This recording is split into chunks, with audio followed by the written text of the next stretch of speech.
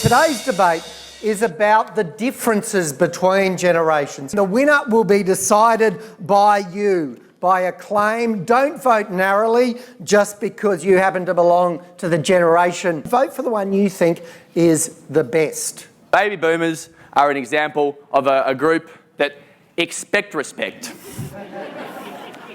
And Generation Y only respect themselves. Generation X understand the importance of respecting others in order to be respected as a leader. We respect our elders. Dad, I respect you, in that of the baby boomers. And we appreciate the weird, wonderful and wacky motivations of Generation Y.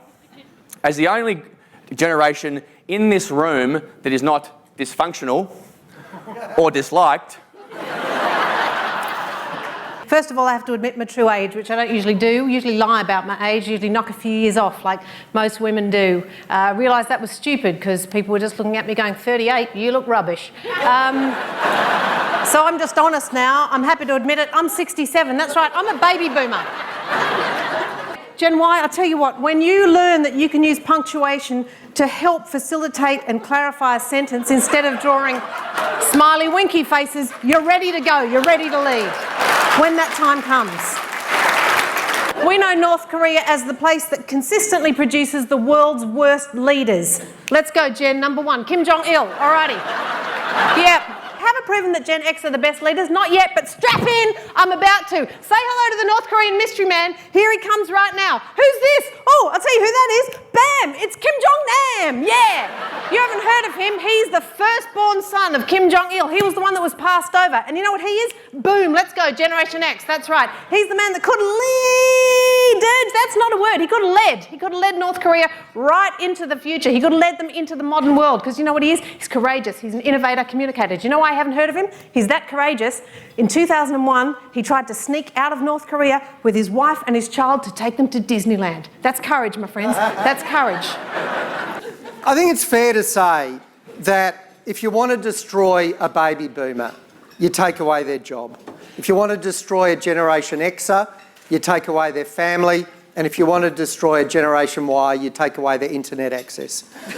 I think it's fair to say that baby boomers will stay in their jobs until they retire or die. Generation X will stay in their jobs until they feel they need a new challenge. And Generation Y will stay in their jobs until they wake up one morning and don't feel like going in.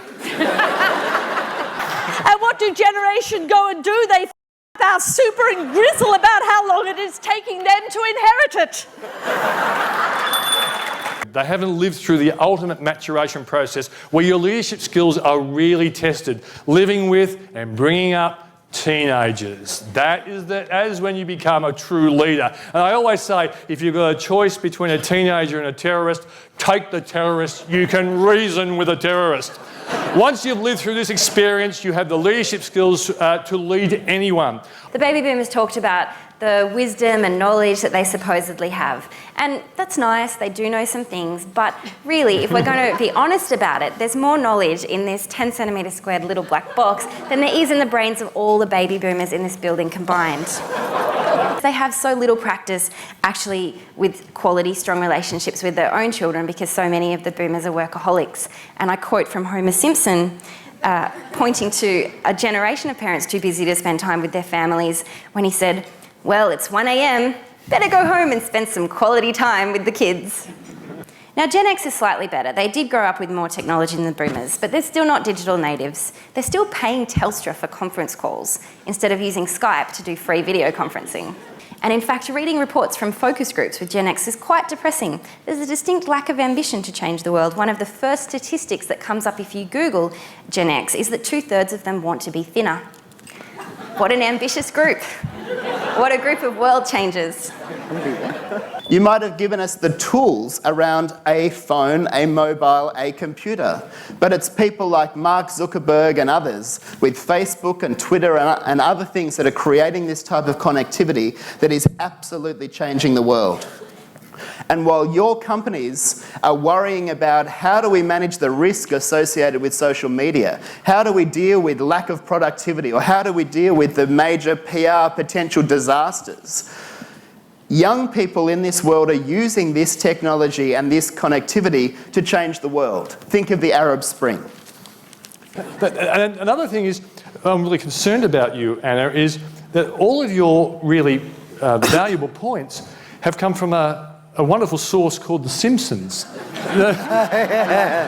Twitter, Jack Dorsey, Nora Glass, Gen X. Google, Sergey Brin, Larry Page, Gen X.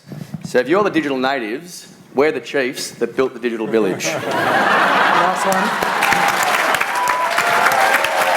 The good thing about Anna and I is we're very honest, and we can accept that not everything we try works. And not every solution that we think is going to, end extreme poverty or address issues with the environment, not everything works. But what we're very proud of being part of Generation Y is we'll give it a go. Who thinks the boomers should win? Wait a minute. Everybody wake up, all you boomers. All right. Who thinks Generation X won?